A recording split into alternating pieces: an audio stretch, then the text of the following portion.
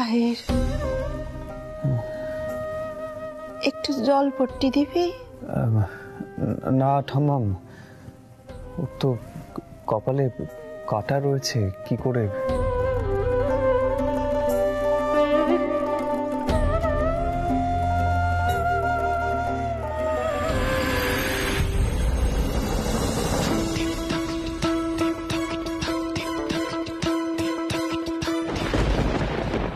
এ কি, আহিরের সময় এখানে কি করছে?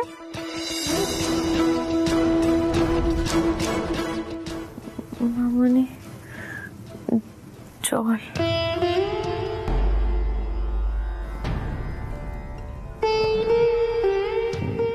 জল দিতে হবে? জল? হ্যাঁ, আমি জলটা নিয়ে আসছি।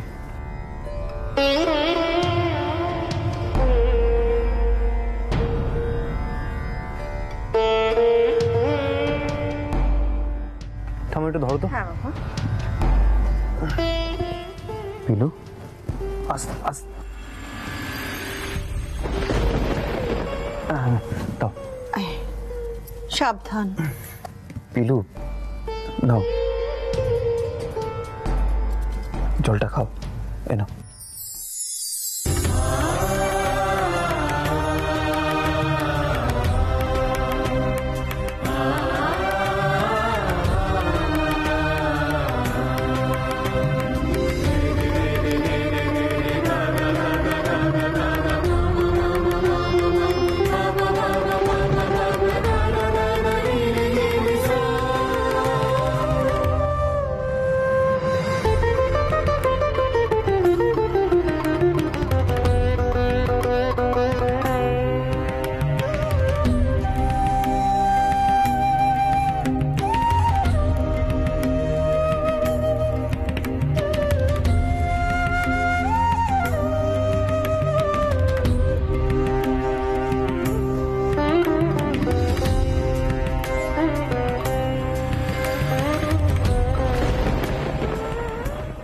এটা হতে পারে না, হতে পারে না।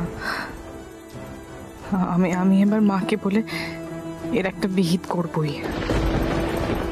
এই মেয়েটা আহিরের আদর যত্ন পাবার মতো নয়।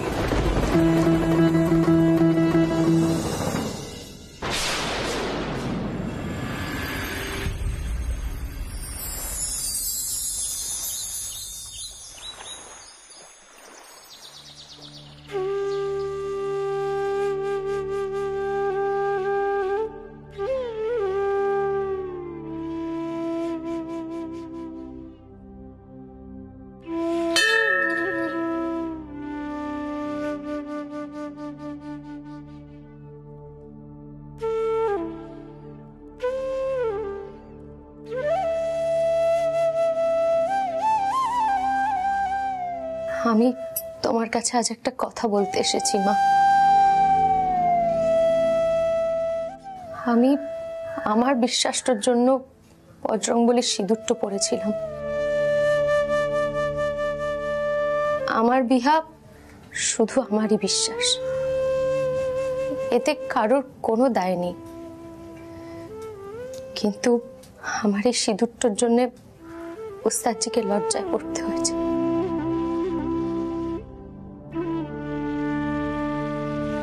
তাই আজ আমি তোমার সামনে বজরংবলীর কাছে প্রতিজ্ঞা করছি, আজ থেকে এই সিঁদুরটা আর কেউ দেখতে পাবে না। আমার বিশ্বাস একা আমার। এই বিশ্বাসটার জন্য কাউকে লজ্জায় পড়তে হবে, আর সেটা আমি দেখব, আমি দেখব।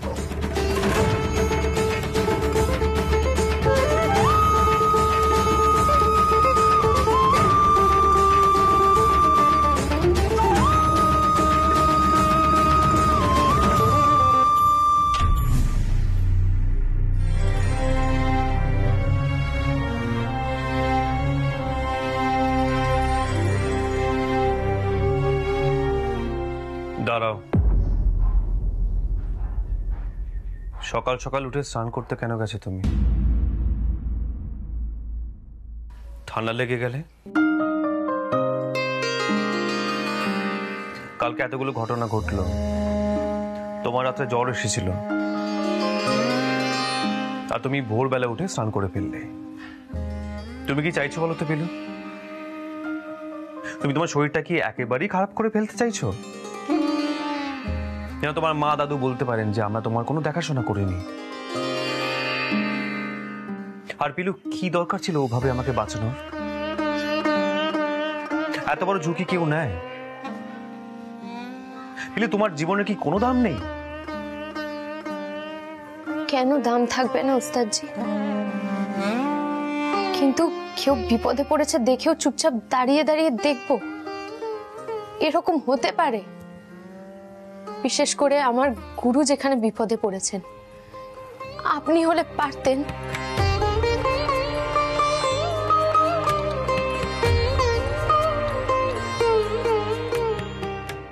ওষুধগুলো ঘরে রেখে এসেছি তোমার,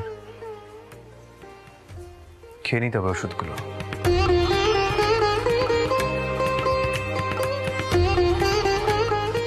নাহলে সবাই বলবে যে আমার ছাত্রী আমার প্রাণ বাঁচালো, আর আমি গুরু হয়ে ছাত্রীর দেখাশোনা করলাম না।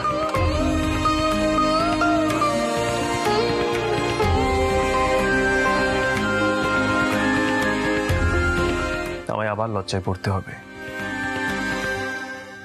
আমার জন্য আপনাকে আর কখনো লজ্জায় পড়তে হবে না ওস্তাদজি। আমি কিছুদিনের মধ্যেই গানটো শিখে নিজের পায়ে দাঁড়াতে চাই, আর তারপর তো এখান থেকে চলেটো যেতে হবে।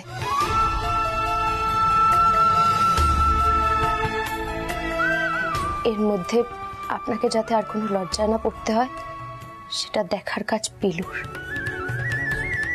আপনাকে আর লজ্জায় পড়তে হবে না ওস্তাদজি।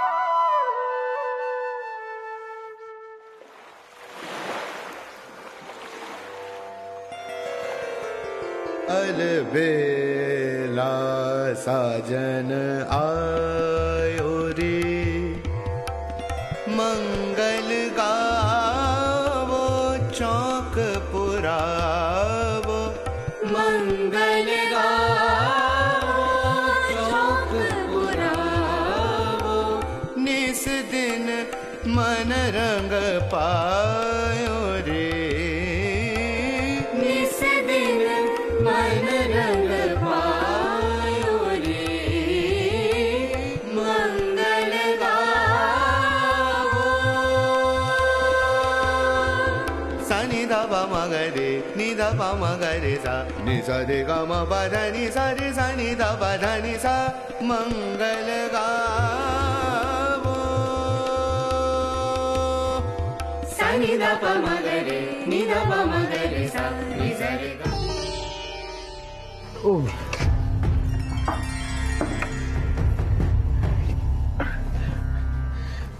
গুরুজি, আপনি এসে গেছেন?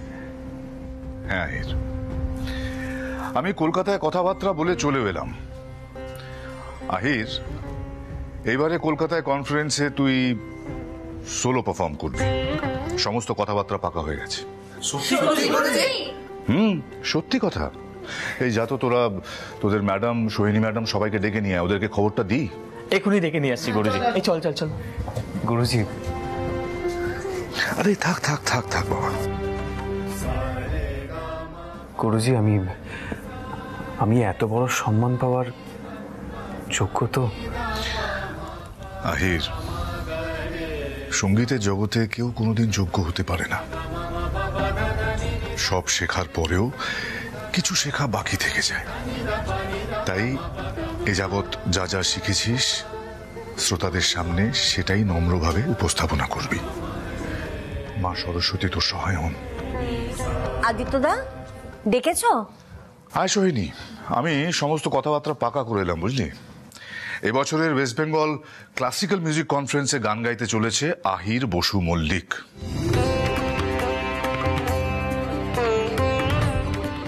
আমার শিষ্য।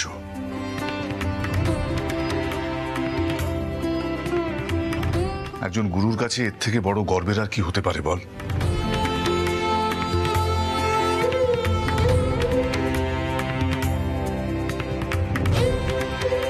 গোটা সুরমণ্ডলের জন্য এক বিশেষ সম্মান কিন্তু। রেজুলা, তোমরা সকলে মিলে আহিরকে আশীর্বাদ করো। যাও আহির। অনেক বড় হও আহির, অনেক বড় হও।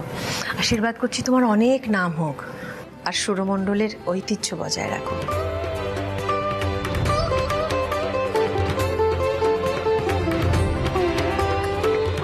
ঠিক এরকম ভাবে আমার বাবা তোমার গুরুজিকে একদিন সোলো পারফর্ম করার অনুমতি দিয়েছিলেন।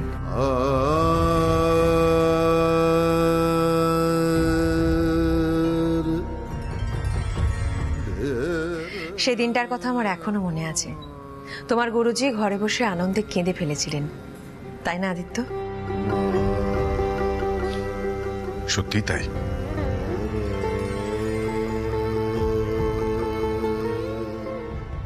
বাবা,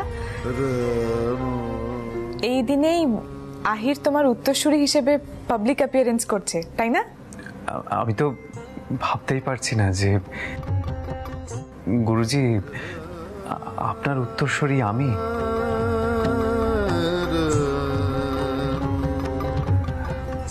মণিমা, মা, তোমরা প্রার্থনা করো আমি যেন আমার গুরুজির সম্মান রাখতে পারি। আহির, গুরুর আশীর্বাদ থাকলেই সেটা হয়। গান আমাদের কাছে মন্ত্রের মতো, গুরু প্রদত্ত।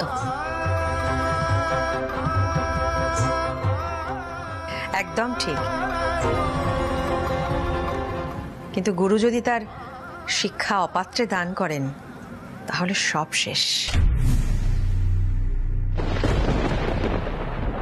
এদিকটা খেয়াল রেখো।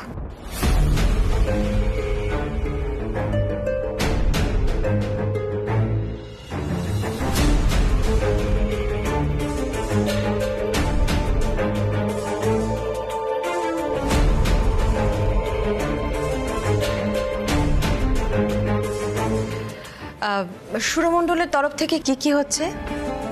এইবারের কনফারেন্সটা ওরা একেবারে অন্যভাবে করতে চায়। একটা কোরাস পারফরমেন্স হবে বলছিল, যেখানে সুরমণ্ডলের প্রত্যেকেই প্রত্যেক ছাত্র ছাত্রী গান গাইবে। কি বলছেন গুরুজি? সত্যি বলছি, সুরমণ্ডলের সকলেই গান গাইবে সেখানে। পিলু কোথায়? আমি চাই পিলু গান গাক।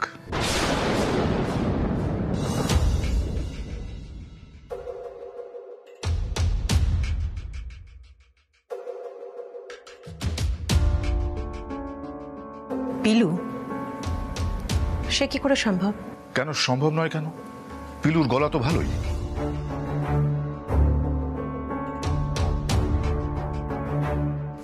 হ্যাঁ, মানছি ওকে রেওয়াজ করতে হবে।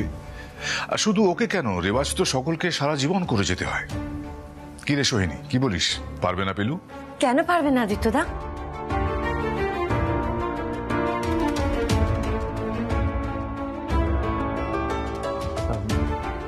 গুরুজি, পিলুর গলা কিন্তু সেভাবে এখনো তৈরি হয়নি।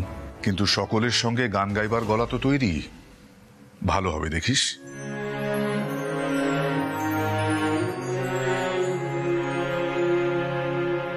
আর ওর গলা তো অনেক উঁচুতে ওঠে, দম আছে গলায়। একটা গান শুনিয়েছিল, মনে নেই তোর?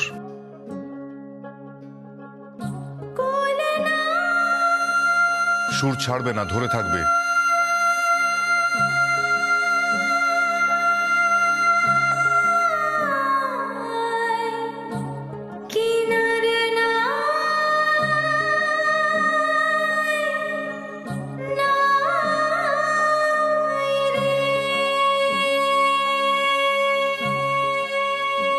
বাহ, ছেড়ে দাও। হ্যাঁ, তখন অবশ্য। তাহলে আহির, ওকে এরকম জায়গাতে গান গাইতে দে। সবাই সবার যেমন জড়তা কাটবে, ঠিক তেমনি পিলুর জড়তাও তোকে কাটাতে হবে। যা, ডেকে নিয়ে যা। বাবা, তুমি বোধহয় পিলুকে একটু বেশি ভালো ভাবো। না মানে আমার মনে হয়, কারণ আমাদের সকলের বেলায় তো তুমি খুব কড়া, তাই বলছিলাম আর কি। রঞ্জা, বাবা কিন্তু বহুদিন ধরে গান গাইছেন, চর্চা করছেন।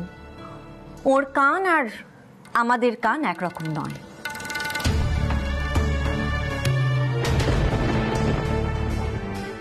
আদিত্যদা নিশ্চয়ই কিছু বুঝেছে, তাই বলছে।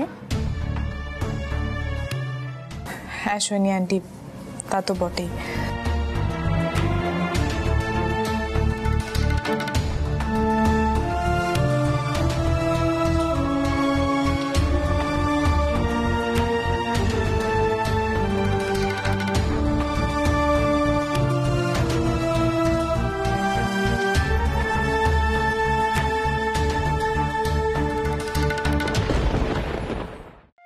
চল, একদম চুপ করে বসবি এখানে, বস, পেট ভরে খাবি।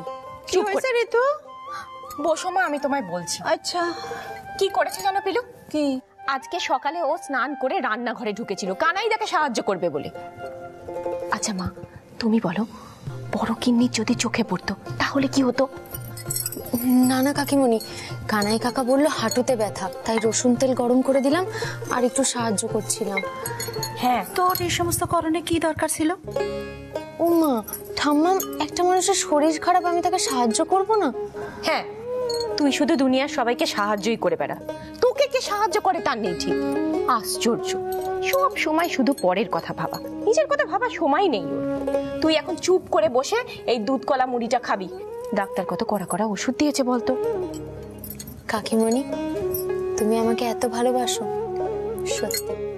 তুমি, ঠাম্মা, আমার মামনি না থাকলে আমি যে কি করতাম। পাকা পাকা কথা, চুপ করে খেয়ে নে। আয় পিলু, এক্ষুনি গানে ঘরে চলো, তোমাকে গুরুজি ডাকছেন। ও বাবা গো, ওস্তাদজি, কি হয়েছে? আমি আবার কোনো দোষ তো করলাম? হ্যাঁ, দোষ তো তুমি করেইছো। তুমি ভোরবেলা উঠে স্নান করেছো। যাকে গুরুজি তোমার সঙ্গে গানের বিষয় নিয়ে কথা বলবেন, তাই ডাকছেন, এসো। কাকিমণি, কি হবে এবার? ও ঠাম্মা, গুরুজি যদি আমাকে তাড়িয়ে দেন, আমার যদি গান না হয়, আমি এবার কি করবো? এই শোন শোন শোন, কিচ্ছু হইব না। আদিত্যের তোর উপরে মায়া পইরা গেছে, ভয় পাইস না, একদম ভয় পাইস না, ও তোরে বকবো না। বকবে তো ওর ওস্তাদজি ওকে। ওস্তাদজি বকবেন? হ্যাঁ, বকবেই তো। অবশ্য তাড়াতাড়ি গেলে কিছু বলবে না, দেরি করে গেলে বকবে। যা, এসে খাবি, তাড়াতাড়ি চলে যা। ওরে বাবারে, বজরঙ্গলি, তুমি দেখো কেনে, আমি যাই। গুরুজি কেন ডাকছেন কে জানে। ওরে তো বড় গিন্নি আদিত্যরে কি বুঝাইলো কে জানে। ও মা, আদিত্যদা কি বাচ্চা ছেলে?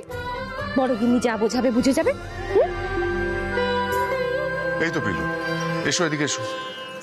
শোনো, কলকাতায় যে সঙ্গীত সম্মেলনে আমরা সকলে গান গাইবো, সেখানে একটা কোরাস পারফরমেন্সও হবে তোমার ওস্তাদজির সঙ্গে। জ্যোতিদের সাথে তুমিও কিন্তু গলায় গলা মেলাবে।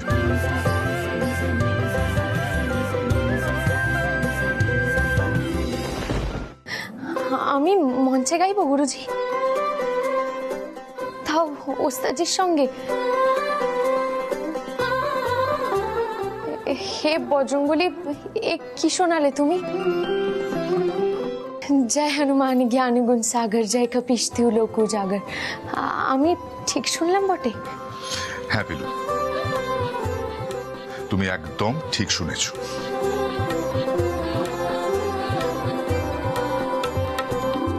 হ্যাঁ পিলু, আমরাও কিন্তু আগে কখনো মঞ্চে সেভাবে গান গাইনি। কি বলছো গো জ্যোতি দিদি? তাহলে আমি কি করে গুরুজি পারবো বটে? হ্যাঁ পিলু, পারার চেষ্টা করার মতন ক্ষমতা তোমার আছে।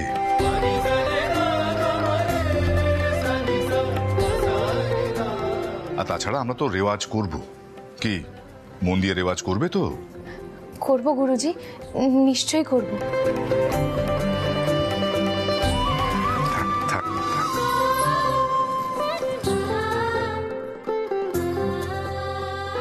এত বড় সুযোগ কিন্তু এর আগে কেউ পায়নি পিলু।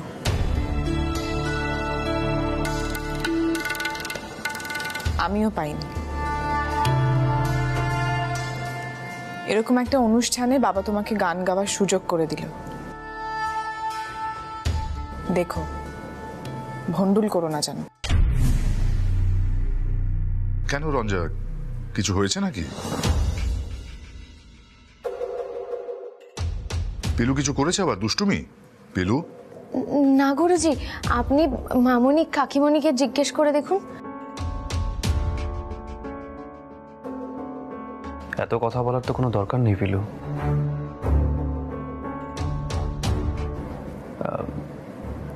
তোমার তো রেওয়াজ শুরু হবে, তাই না?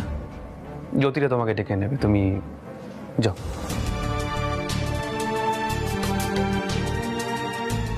জানি না বাবা, আবার কি দোষ করলাম? কেন রেগে তো গেলেন উস্তাদজি?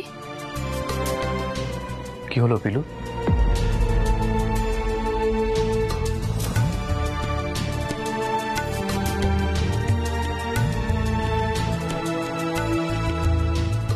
আদিত্য, আশা করি তুমি যে সিদ্ধান্তটা নিয়েছো ভেবে চিন্তেই নিয়েছো। আমি শুধু একটা কথা সবার কাছে বলতে চাই, সুরমণ্ডলের আর কোনো অপমান কিন্তু আমি সহ্য করব না।